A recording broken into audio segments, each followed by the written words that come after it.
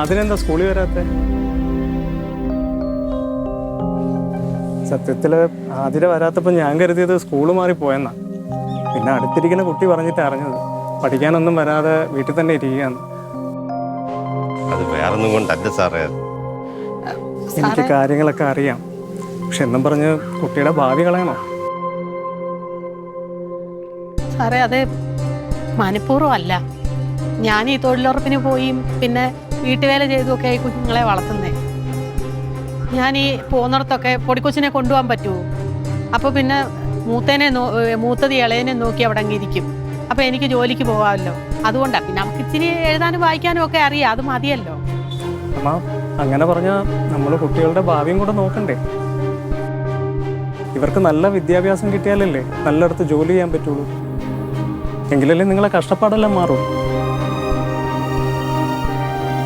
സാറേ അത് ഒന്നും മനഃപൂർവ്വം വിചാരിച്ചൊന്നും ചെയ്യുന്നതല്ല. എവിടെ തള്ള 10ാം ക്ലാസ് വരെ പഠിച്ച ഒരുത്തിയായിരുന്നു. ഈ കൊച്ചുങ്ങളെ വിട്ടേച്ച് അവൾ ഒരുത്തൻ്റെ കൂടെ ഇറങ്ങിപ്പോയി. പിന്നെ ഞാൻ കഷ്ടപ്പെട്ട ഈ കൊച്ചുങ്ങളെ വളർത്തുന്നു. പിന്നെ അത് മാത്രമല്ല, ഇപ്പം ഈ സർക്കാർ സ്കൂളിലൊക്കെ കെട്ടിടമൊക്കെ ഇടിഞ്ഞു വീണ് എന്തെല്ലാം അപകടങ്ങളൊക്കെയാണ് വരുന്നേ. എനിക്ക് ഈ കൊച്ചുങ്ങളെല്ലാം ഉള്ളൂ. അതാ എൻ്റെ അമ്മ അത് അമ്മയുടെ അറിവില്ലായ്മ കൊണ്ട് പറയണത്. കഴിഞ്ഞ 11 വർഷത്തിൻ്റെ ഇടയിൽ എന്തൊക്കെ മാറ്റങ്ങളാണ് വിദ്യാഭ്യാസ രംഗത്ത് വന്നത്. അമ്മ ഈ പഴയ കെട്ടിടമെന്ന് പറഞ്ഞില്ലേ, അതൊക്കെ ഇപ്പോൾ ബഹുനില കെട്ടിടങ്ങളാണ്. ഇൻ്റർനെറ്റ് കണക്ഷൻ, AC റൂമുകൾ, ക്ലാസ്സിലെ ബോർഡുകളൊക്കെ ഡിജിറ്റലായി. ഇത്രയും സംവിധാനങ്ങൾ പുതിയതായിട്ട് വന്നില്ലേ? അമ്മ സൗജന്യമായ യൂണിഫോമും പാഠപുസ്തകവും പിന്നെ മികച്ച രീതിയിലുള്ള ഉച്ചഭക്ഷണമൊക്കെ ഇന്ന് നമ്മുടെ വിദ്യാലയങ്ങളിൽ കിട്ടുന്നതാണ്. പിന്നെ എല്ലാ കുട്ടികൾക്കും സാങ്കേതിക വിദ്യാഭ്യാസം ഒരുക്കുന്നതിൽ ലോകത്തിന് എന്ന മാതൃകയാണ് കേരളം എന്നാണ് ഐക്യരാഷ്ട്രസഭ പറയുന്നത്.